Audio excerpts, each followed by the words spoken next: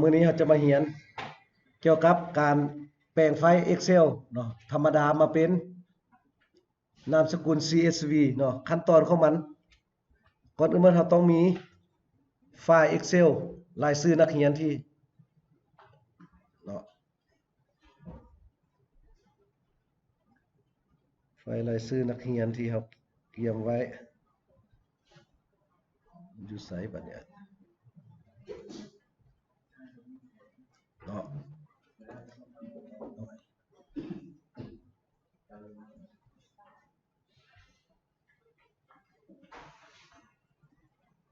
ไฟล์รายชื่อนักเรียนเราต้องเตรียมไว้ให้มันถูกกับ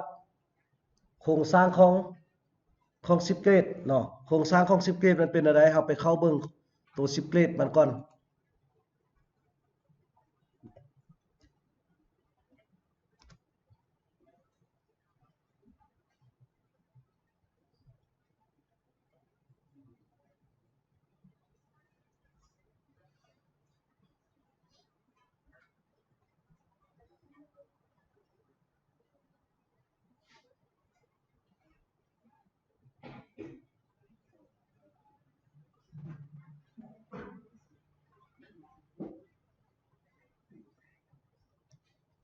เอามาล็อกอินเข้า10เกรดเนาะ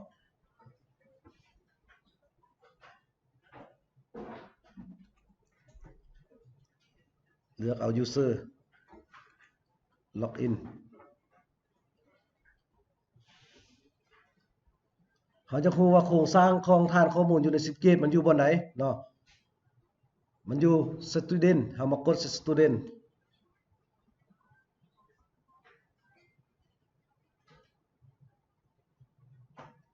ซึ่งแม่นอยู่ในโครงสร้างของ10เกตมันจะมีอยู่5ท่าน5คอลัมน์เนาะ student id external rep first name last name class name จากนั้นให้เอาไปพิมพ์ใส่ตัวหางของ Excel เฮาเนาะบนลำดับเอาพิมพ์เป็น student id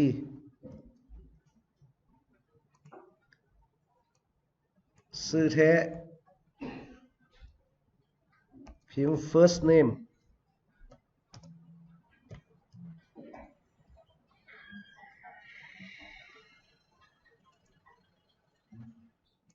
นามสกุล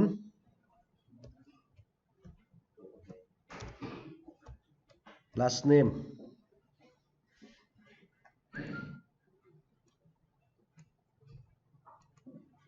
เพศพิมพ์ gender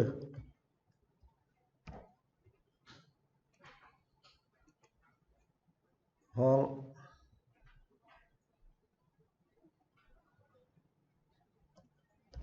พิมพ์ class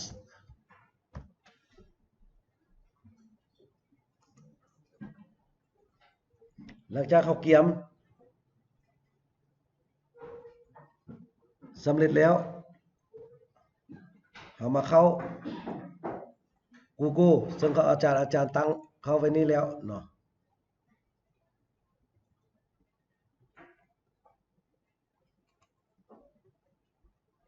เป็น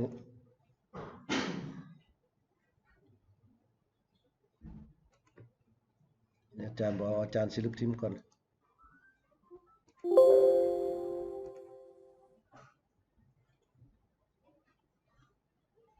จากนั้นเราก็บันทึกไว้หมดออกตัว Excel เราเกียมแล้วมาเข้าใน Google กดใส่บน Google App เนาะเฮาเมาส์ไปชี้ใส่มันจะโชว์ขึ้นมาว่า Google App กดใส่ Google App เลือก Drive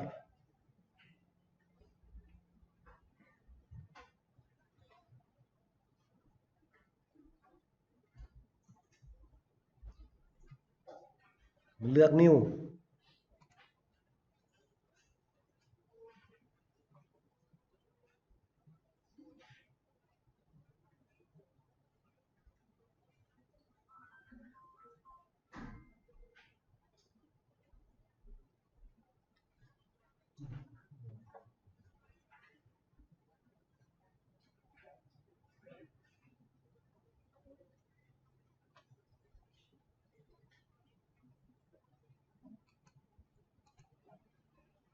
ดใส่ new ไฟล์อัปโหลด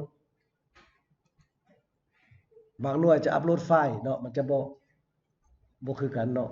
มันมีอัปโหลดกับไฟล์แล้วมันโอเคเนาะเอาไปเลือกเอารายชื่อนักเรียนที่เฮาแปลงไว้หั่นเนาะคือของอาจารย์นี่มันอาจารย์เอาไว้พิกเจอร์เนาะคลิกใส่ไฟล์หั่นโอเพนมันขึ้นมา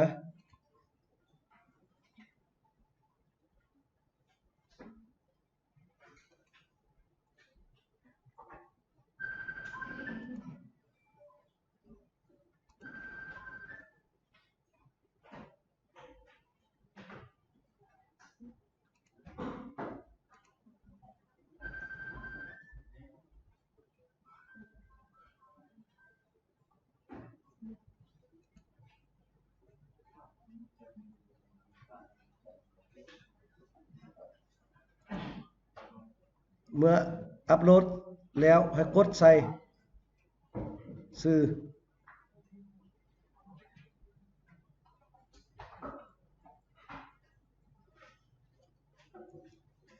จากนั้นโซนนี้ให้มาเลือกบน Open with Google Sheet เนาะเพื่อแปลง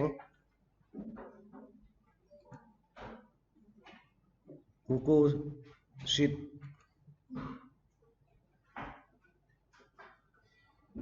รอท่า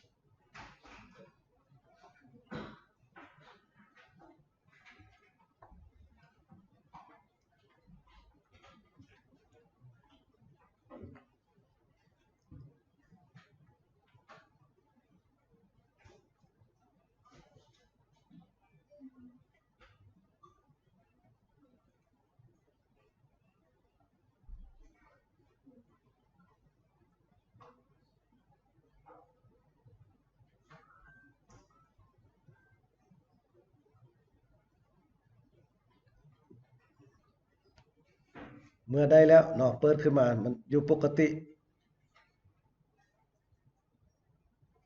เฮาบ่ต้องแปลงหยังมันอีกก็ได้เนาะมันเปิดอยู่ใน Google Sheet เฮามาเข้าไฟล์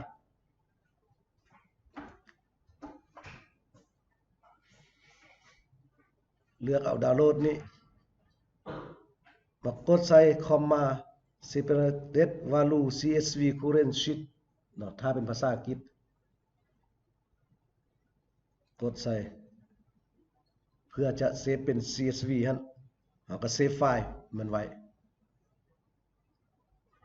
โอเค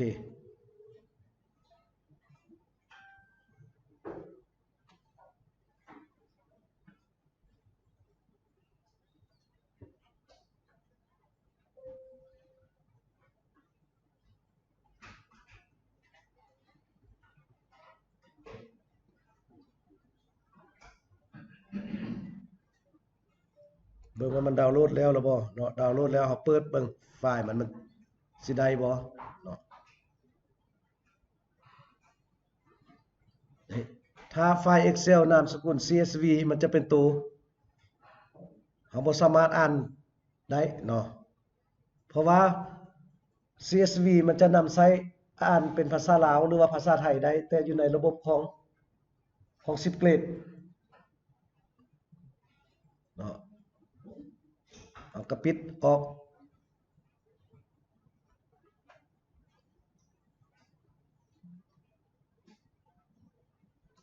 ก็ได้ตัวนี้เนาะ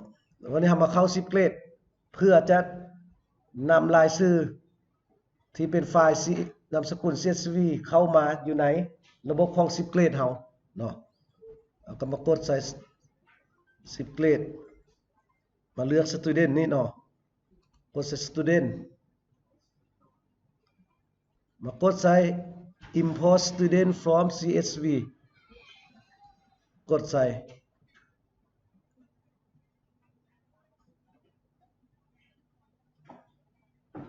กดใส่ brown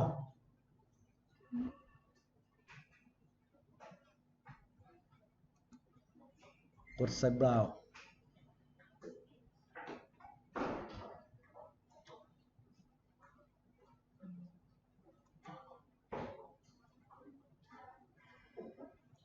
มาเลือกไฟล์ที่เราบันทึกเป็นนามสกุล CSV เนาะสังเกตว่าไฟล์ที่เป็นนามสกุล CSV มันจะมีตัว X กับตัว A กดใส่ Open ขึ้นมาอัปโหลด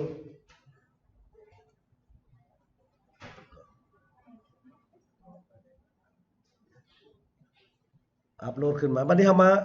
สังเกตเบิ่งอยู่บนว่า Select Mapping เนาะกับ Date Read From File เรามาจับคู่กันระหว่างเบื้องซ้ายกับเบื้องขวา10 Grade ID มันอยู่ Field 1เนาะเป็น Student ID เลือกเอา Field 1 First Name อยู่ Field 2 Last Name Field 3 Class Field 5 External Reference เอาติ๊กเอาตัว Field C Gender ใส่เนาะจากนั้นกดใส่ Import Finish Import เมื่อ Finish Import เพื่อเราจะเห็นว่ามันอ่านเป็นภาษาลาวได้แท้บ่ให้มากดใส่ Return to Student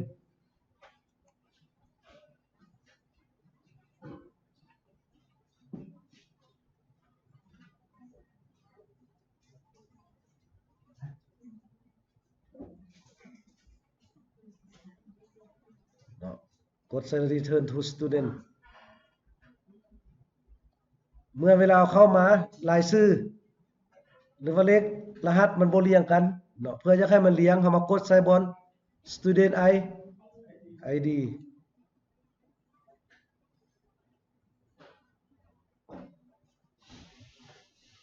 เนาะถือว่าการเอารายชื่อเข้าแม่นถือว่าแม่นมาฮอดนี้มันสำเร็จเนาะขั้นตอนต่อไปเฮาสิมาสร้างเจียคำตอบเนาะสร้างเจียคำตอบให้มากดใส่ Answer Sheet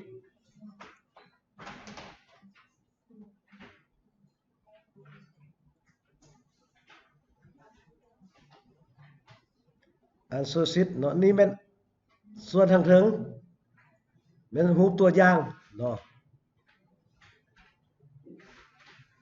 แล้วก็ฟอร์มดีเทลมันมีอยู่นี่เนาะมี20 50 100นี่ก็เป็นฟอร์มตัวอย่างเพื่อให้เราดาวน์โหลดมาอยู่ใน20ข้อ50ข้อและ100ข้อเนาะแต่อยู่ในนี้มันบ่แนะนำให้ใช้เนาะเพราะว่ามันเป็นโครงสร้างของเขาเจ้าสร้างมาเพื่อเฮาสิสร้างเองเฮาเนาะกำหนดสามารถกำหนดได้ให้มากดใส่ Custom Answer Wizard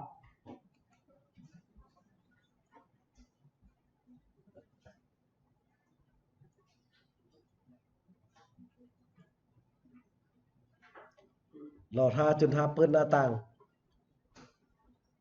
ของ Custom Answer ขึ้นมาเนาะ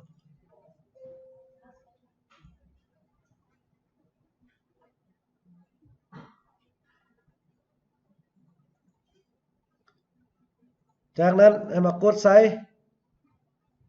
New Answer Sheet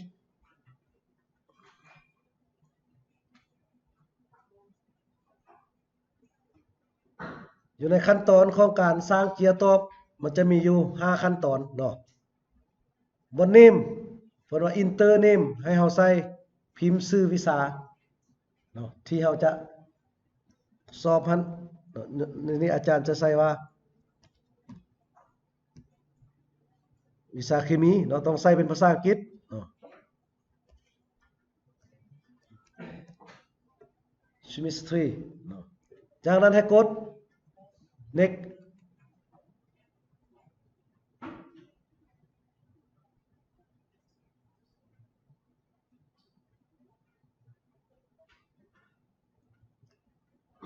อยู่บนว่า sheet name symmetry เนาะเฮาสามารถเพิ่มจำนวนห้องที่เราต้องการให้นักเรียนเขียนใส่ได้หรือว่าต้องการลบออกถ้าต้องการลบออกเราก็กดเอาเครื่องหมายทึกอยู่ในบล็อกนี้ออกเนาะถ้าว่าชื่อหรือว่านามสกุลเมื่อบนวีดเราเลือกเอาโตให้เลือกเอาเลขถ้ามันเป็นตัวเลขอันเป็นห้องเรียนมันให้เลือกเอามีเดียมคือเก่านี้เนาะจากนั้นเราก็กด next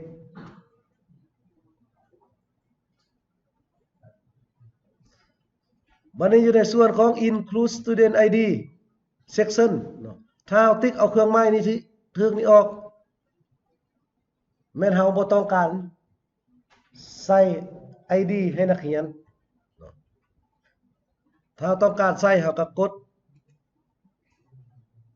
เครื่องหมายทึกเข้ามาคืนมากำหนดเอารหัสนักเรียนเฮาสิเอาจักโตเนาะตามอยู่ในห้างทะเบียนของเฮาตามห้าง Excel ที่เฮาก็เกียมไว้หั่นเนาะอาจารย์เลือกเอา3ตัวเนาะบน include key version section เนาะเฮาบ่ต้องการให้มันสู่คีย์เนาะเฮาก็ติ๊กเอาเครื่องหมายนี้ทึกนี้ออกถ้าต้องการให้มันสู่เฮาก็ติ๊กเอามาเข้าคืนเนาะในนี้อาจารย์บ่ต้องการให้มันสู่อาจารย์ก็ติ๊กเอาออกจากนั้นกด next ไปเติมเนาะมาสังเกตบางหัวว่า step C of 5เนาะอยู่นี่มันอยู่ขั้นตอนที่4แล้วเนาะก็กดเลือกเอา add multiple choice question เนาะกดบน number of question เฮาเลือกเอาเจียคำตอบว่าเฮาสิเอาจักข้อโดยกดใส่ปุ่มตัวนี้อาจารย์สิเลือกเอา20ข้อเอาก็กดเอา20บน answer label แม่นคำตอบอยู่นี่มันจะมี5ตัวเลือกเนาะแต่เราต้องการ C ตัวเลือกมี5ตัวเลือก A B C D E เราต้องการ C เราก็ลึบเอาตัว E ออกแล้วก็ add question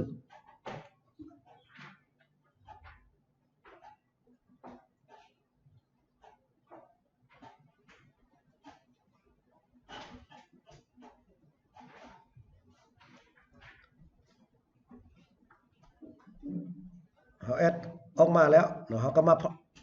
ได้แล้วก็มาพาบิกออก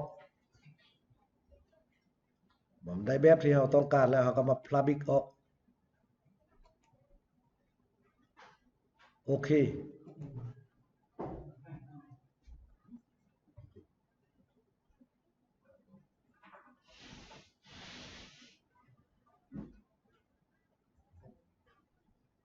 เนาะมันจะขึ้นมาให้เรา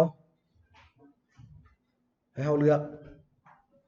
อยู่ในรูปแบบเป็น PDF 1คนต่อนะแล้วก็2คนต่อนะตัวนี้โหลดเป็น PDF เนาะตัว for embedding PNG ตัวนี้โหลดเป็นรูปภาพถ้าโหลดเป็นรูปภาพเราสามารถเอาไปปรับแต่งอยู่ใน Photoshop หรือว่าอยู่ใน Word อยู่ใน PowerPoint ได้เนาะถ้าโหลดในกรณีโหลดเป็นรูปภาพถ้าต้องการโหลดเป็น PDF เนาะก็โหลดคลิกใส่ PDF 2คนตัวเจียนี้ก็บันทึกไว้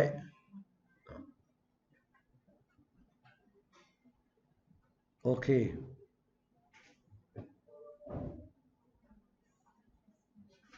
เมื่อโหลดสิ้นสุดแล้วก็เปิดเบิ่งอยู่กับในนี่เลยก็ได้นี่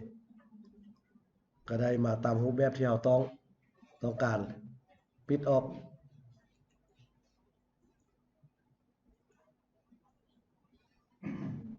เนาะการสร้างเจียคำตอบเนาะก็มันมี5ขั้นตอนคือแนวนี้เนาะขอขอบใจ